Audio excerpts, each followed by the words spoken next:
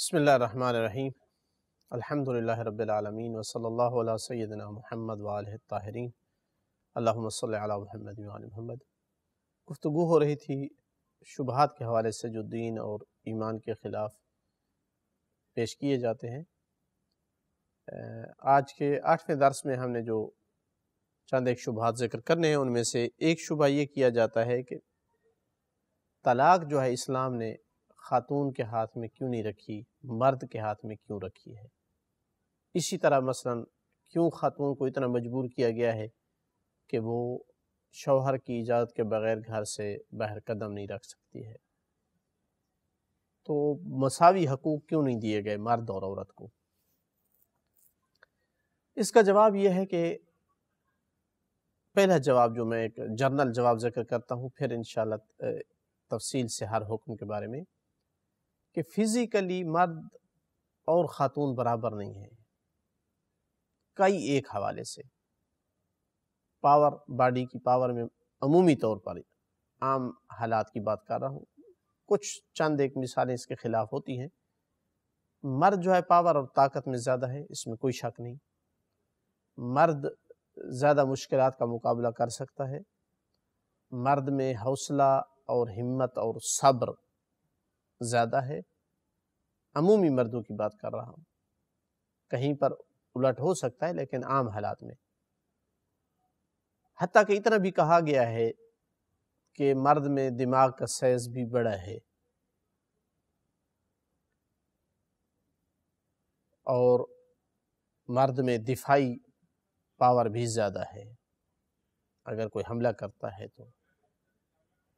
مرد میں محبت، عاطفہ، احساس، رحم دلی عورت سے کم ہے، خاتون سے کم ہے۔ خاتون کے پاس یہ زیادہ ہے۔ جلد متاثر ہونا،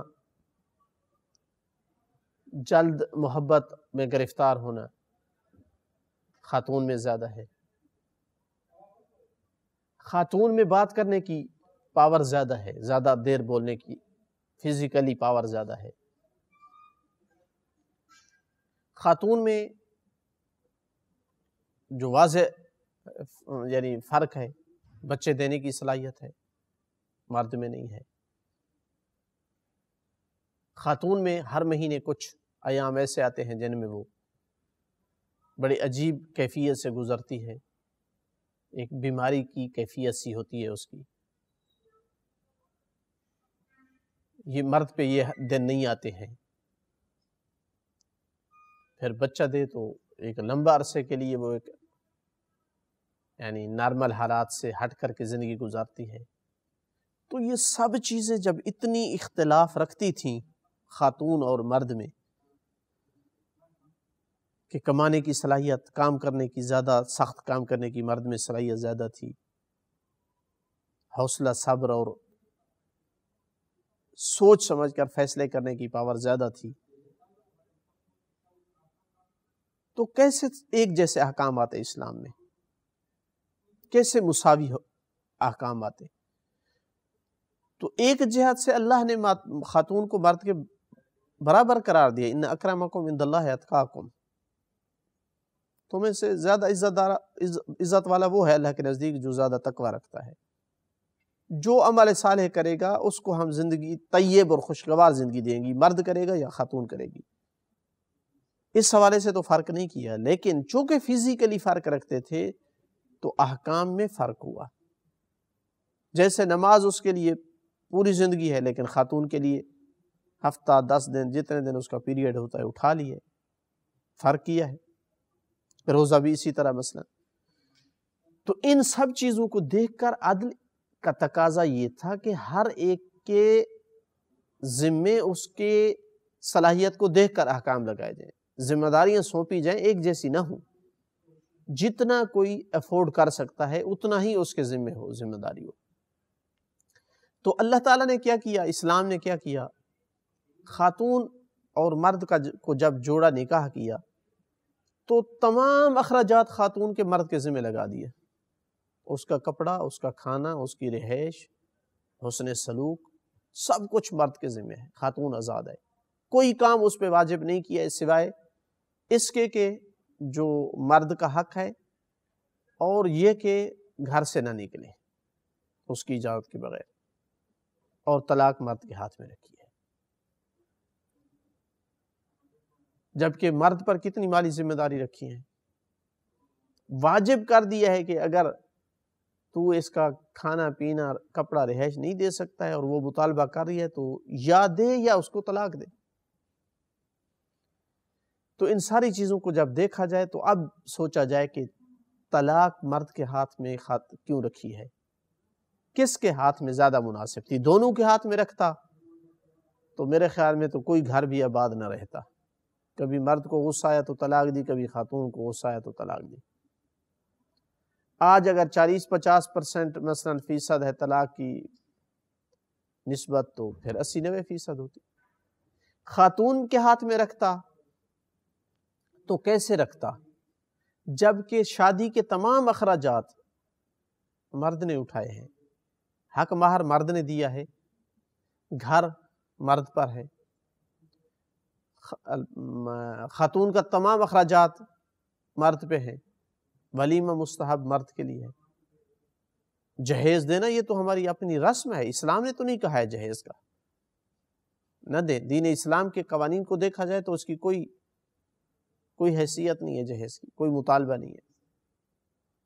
تو جو مرد اتنی زحمتیں اور تکلیفیں برداشت کر رہا ہے، جس وقت چاہے خاتون طلاق دے کر جا رہی ہو، اس کی ساری کمائی ضائع ہو جائے، اور پھر ساتھ یہ بھی کہ خاتون غصے میں بھی جلدی آتی ہے،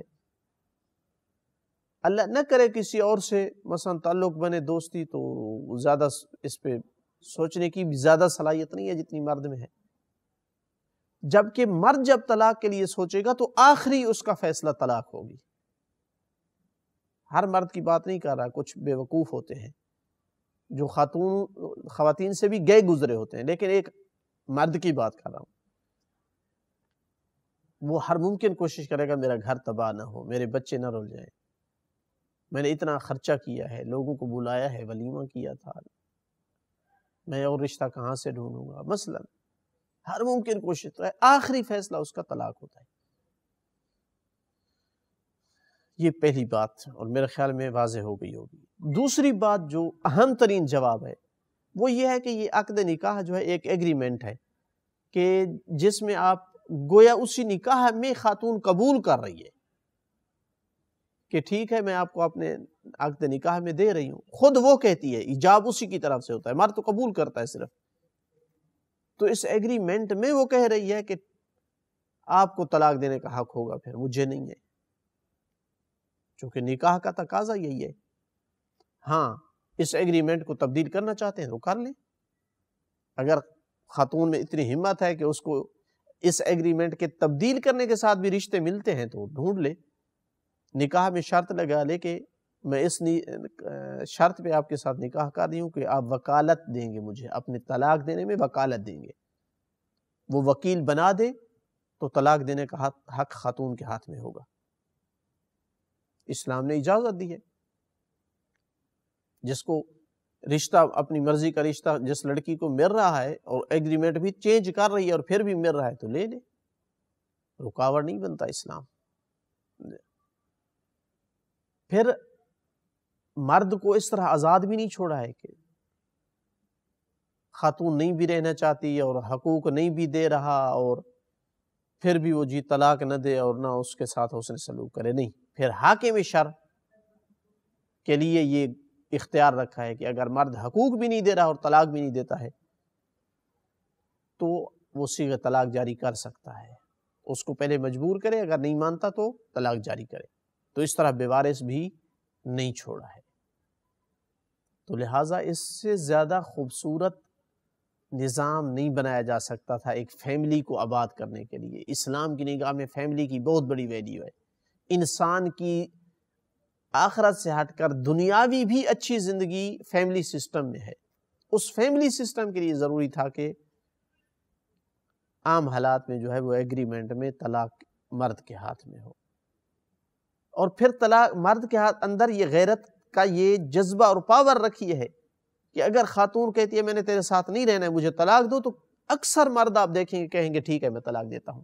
تو اگر مرد نہیں چاہتا رہنا خاتون کے ساتھ تو اس کے ہاتھ میں ہے، طلاق دے سکتا ہے اور دے دیتا ہے۔ اور اگر کہیں خاتون بھی نہیں چاہتی ہے کہ میں آپ کے ساتھ رہوں، تو آپ اکثر مردوں کو دیکھیں گے کہ وہ کہیں گے ہاں ٹھیک ہے آپ جائیں، مجھے نہیں چاہیے آپ جیسی بیوی۔ تو اگر کہیں فیملی کا سسٹم باقی رہنا ممکن نہ ہو تو پھر طلاق وہاں ہو جاتی ہے۔ جبکہ اگر دونوں کے ہاتھ میں رکھی جاتی یا خاتون کے ہاتھ میں صرف رکھی جاتی تو مسائل بہت زیادہ اس سے گمبھیر ہوتے، اس سے زیادہ نقصانات ہوتے۔ تو یہ تھا طلاق کے حوالے سے حکم۔ اور جہاں تک تعلق ہے کہ خاتون کی مرد کی مرضی سے نہیں جا سکتی، تو یہ بھی انصاف پہ مبنی حکم ہے۔ وہ مرد جو سب کچھ اس کو گھر میں دے رہا ہے اور اس پر صرف ایک چیز لازم ہے کہ وہ مرد کے حقوق کو پورا کرے جو اس کا مردانہ حق ہے۔ اس کے بارے میں بھی کہا جائے کہ نہیں خاتون کو اجازت دی جائے جب چاہے نکل جائے گھر سے۔ اب تو یہاں تک نوبت آ چکی ہے کہ مرد پوچھ ہی نہیں سکتا کچھ معاشروں میں کہ کہاں گئی تھی اور کدھر رہی ہو۔ تو جو یہ شبہات چھوڑیں وہ مسلمانوں میں بھی اس کلچر کو لانا چاہتے ہیں، حالانکہ یہ کتنا عدل و انصاف پہ مبنی ہے کہ اس مرد کا حق ہے کہ وہ جب گھر آئے تو خاتون اس کے سامنے موجود ہو، جو اس کے لیے سب کچھ کمانے کے لیے گیا ہوا تھا، جو اس کو سب کچھ مہیا کر رہا ہے۔ یہ انصاف نہیں ہے کہ وہ سب کچھ مہیا کرے اور اس کو اجازت دی جائے کہ نہیں آپ تو جب چاہو گھر سے نکل جاؤ، جتنی دیر چاہو باہر رہو۔ یہ تو زندگی فیملی سسٹم کو تباہ کرنے کے مترادف ہے، یہ تو مرد کے حق میں ظلم ہے، ناانصافی ہے۔ لہٰذا مرد کو یہ حق بھی اسلام نہیں دیتا کہ اس کو ضروری کاموں سے بھی روکے، نہیں واجب کام ہے تو جائے بغیر اجازت کے جائے، اگر نہیں اجازت نہیں دیتا ہے۔ صلہ رحمی کے لیے مرد کے لیے روکنا جائز نہیں ہے۔ تو مطلب یہ ہے کہ بغیر کسی ضرورت کے جب چاہے نکل جائے، اس کا راستہ اسلام نے بند کیا ہے تاکہ یہ فیملی سسٹم جو ہے وہ مضبوط رہے۔ تو یہ عدل و انصاف پہ مبنی حکم ہے۔ اس کے علاوہ جو ہے وہ جو اعتراضات کیے جاتے ہیں، ان اعتراضات میں سے ایک یہ ہے کہ مرد کو حاکم کیوں بنایا ہے؟ دونوں انسان ہیں، دونوں آدم کی اولاد ہیں، مرد کو خاتون پہ حاکم کیوں بنایا، مساوی کیوں نہیں بنایا؟ تو پہلا جواب یہ ہے کہ مرد کو حاکم نہیں بنایا، مرد کو قائم بنایا ہے۔ الرجال قوامون علی النساء، قائم ہوتا ہے یعنی تدبیر کرنے والا، نظام چلانے والا، سسٹم سنبھالنے والا۔ ایسے نہیں ہے کہ مولا اور آقا ہے اور وہ اس کی کنیز ہے، ایسا قطعا نہیں ہے، کوئی کنیز نہیں ہے۔ یہ غلط یعنی کنسیپٹ ہے مردوں کے ذہنوں میں، غلط استعمال کیا اسلامی اس نظریے کو۔ کنیز نہیں ہے، نوکرانی نہیں ہے، وہ آزاد بیوی ہے، اس کی عزت اور احترام ہے، جیسا مرد کا ہے اتنا ہی اس کا ہے۔ ہاں ایک گھر ایک فیملی کو چلانا ہے تو کسی ایک کو مدیر بنانا ہوگا، مینجمنٹ اس کے ہاتھ میں دینی ہوگی۔ دو تلواریں ایک نیام میں جمع نہیں ہو سکتی ہیں۔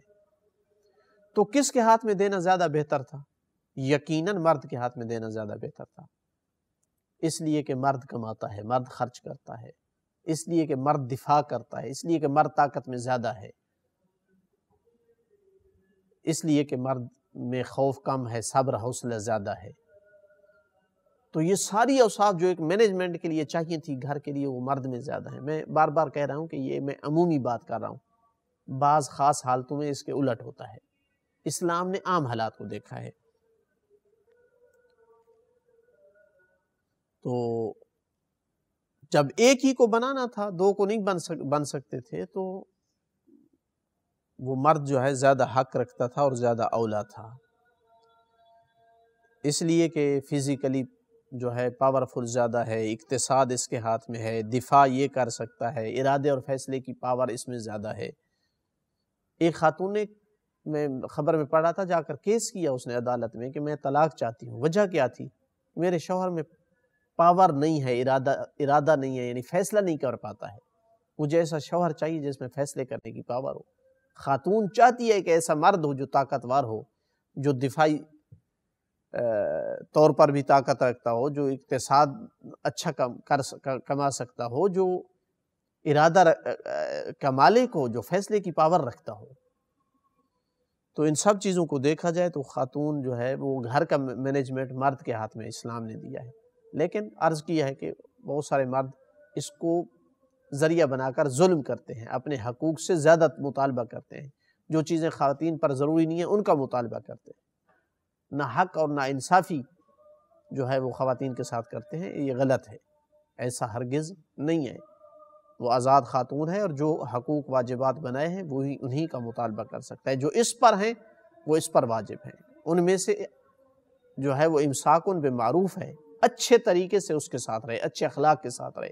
بد اخلاقی کی اسلام اجازت نہیں دیتا، گالی کی اجازت نہیں دیتا۔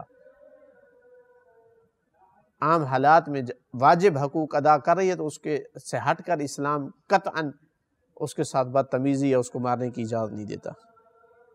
ایک اعتراض یہ کیا جاتا ہے کہ بچی جو ہے وہ 9 سال کی ہوتی ہے اور اسلام اس پر قوانین نافذ کر دیتا ہے، حالانکہ وہ ابھی بچی ہے، اس کے کھیلنے کا زمانہ ہے اور اس پر اتنی ذمہ داری ڈال دی جاتی ہے، وہ بیچاری کر بھی نہیں پاتی، نماز ہے، روزہ ہے۔ یہ اس کا جواب یہ ہے کہ جو کام نہ کر پائے، حرج اور مشقت ہو، تو اسلام میں حرج اور مشقت نہیں ہے، وہ کام اس پر ابھی واجب نہیں ہوگا۔ مثلا روزہ ہے، لمبا دن ہے، تو اگر نہیں رکھ سکتی روزہ تو درمیان میں اتنا کھا پی سکتی ہے جس سے وہ روزہ پورا کر لے، زیادہ نہیں، بعد میں جب کر سکے تو وہ قضا اس کی کرے گی۔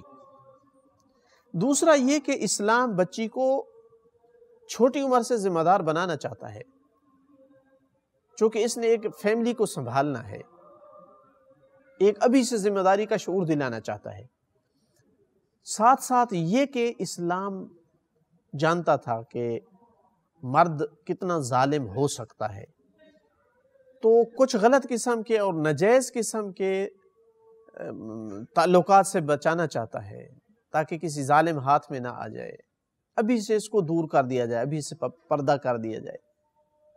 ساتھ یہ کہ آپ کو معلوم ہونا چاہیے کہ سائنس قبول کرتی ہے ابھی سے کہ 8-9 سال کی عمر میں بچی کے اندر ہارمونز وغیرہ کی تبدیلی شروع ہو جاتی ہے۔ ہم کہتے ہیں کہ نہیں، وہ تو 12-13 سال میں ہوتی ہے۔ جسم کے اندر والی تبدیلی 8-9 سال سے شروع ہو جاتی ہے، یعنی اس کی طبیعت میں حساسیت آ جاتی ہے۔ تو اسلام تب سے اس کو بچانا چاہتا ہے، محفوظ رکھنا چاہتا ہے، اس کی معصومیت بچانا چاہتا ہے۔ جو اعتراض کرنے والے ہیں وہ اسے درندوں کے ہاتھ میں دینا چاہتے ہیں، مردوں کی عیاشی کی خاطر معصوم جانوں سے کھیلنا چاہتے ہیں۔ اسلام پر عمل کیا جاتا تو اس طرح بے دردی کے ساتھ چھوٹی چھوٹی بچیوں کے ریپ نہ ہوتے۔ تو یہ تو ایک شرف ہے، ایک مقام ہے کہ لڑکے 15 سال تک وہ آزاد ہے، اس پہ ذمہ داری نہیں ڈالی، اس کو اس قابل نہیں سمجھا کہ اللہ اس پہ ذمہ داری ڈالے۔ بچی کو 9 سال کی عمر میں اللہ نے اس کا ثواب لکھنا شروع کر دیا ہے، اس کو اپنی ایک کنیز اور ایک خاتون تصور کر لیا ہے، اتنا جلدی اس کو اس قابل سمجھا ہے کہ وہ ایک ذمہ دار انسان بن سکتا ہے۔ آج کے درس کا آخری شبہہ جو ذکر کرنا ہے وہ یہ ہے کہ اسلام میں خواتین کی 2 خواتین کی گواہی کیوں ہے ایک مرد کے مقابلے میں؟ یہ جی ایک قسم کی ناانصافی یا مساوات کیوں نہیں ہے؟ تو میں عرض کر چکا ہوں کہ اسلام نے احکام میں اختلاف اس لیے رکھا ہے کہ فزیکلی اختلاف ہے، فزیکلی اختلاف ہے۔ ایک خاتون زیادہ بازاروں میں نہیں جاتی، معاملات نہیں کرتی، تو لڑائیوں میں نہیں جاتی۔ جس طرح مرد گواہی دقت سے دے سکتا تھا، اس طرح خاتون کو معلومات نہیں ہو سکتی تھی۔ پھر یہ کہ خاتون ایسے مراحل سے گزرتی ہے، ہر مہینے میں کچھ دن، یا پھر مثلا اس کو حمل ہو جائے، بچہ ہو جائے، بہت ساری چیزیں ان ایام میں وہ بھول جاتی ہے، نارمل حالات میں نہیں ہوتی، ایک مریض کی کیفیت میں رہتی ہے، بھول سکتی ہے۔ پھر ساتھ یہ بھی کہ وہ جلدی عاطفہ میں آ جاتی ہے۔ اب اگر ایک نوجوان نے قتل کیا اور خواتین نے دیکھا ہے، اب گواہی کے وقت اگر کہا جائے گواہی دو اور وہ دیکھے کہ میری گواہی دینے سے یہ نوجوان خوبصورت بچہ نوجوان پھانسی لگ جائے گا، چڑھ جائے گا، تو شاید وہ اس کے بس میں نہ ہو کہ وہ گواہی دے سکے۔ تو بہت ساری چیزیں ہیں جو گواہی میں جو ہے وہ مرد میں گواہی کی زیادہ صلاحیت تھی، اس لیے قرآن نے جہاں کہا ہے کہ دو گواہی دیں، اس کی سبب بیان کر رہا ہے کہ اگر ایک بھول جائے تاکہ دوسری اس کو یاد دلائے، یعنی اس کا مطلب ہے بھول جانے کے زیادہ چانسز تھے، خاتون سے زیادہ امکانات تھے۔ تو یہ نہیں ہے کہ خاتون کا مقام کم ہے، اللہ کے نزدیک عزت کم ہے۔ اللہ نے تو قرآن میں خاتون کے قصیدے پڑھے ہیں، جناب مریم کی مدح و ثنا کی ہے، جناب آسیہ زوجہ فرعون کے جنت میں مقام کا ذکر کیا ہے، جناب سیدہ کونین کو سیدۃ النساء العالمین رسول اکرم صلی اللہ علیہ وسلم کتنا احترام اور اکرام دیا کرتے تھے، بیٹی کی تربیت پر کتنا ثواب دیا ہے، بیٹی کو بیٹوں سے بھی پہلے دینے کا حکم دیا ہے، لیکن فزیکلی کچھ فوارق ہیں، کچھ اختلاف ہیں مرد اور خاتون میں، جن کی وجہ سے احکام میں اختلاف رکھا ہے، نہ کہ اس میں اس کی کوئی انسلٹ کرنا مقصود تھی۔ آج کے درس میں اتنا کافی ہے، انشاءاللہ مزید کچھ شبہات جو ہے وہ اگلے دروس میں ذکر کریں گے۔ والحمدللہ رب العالمین۔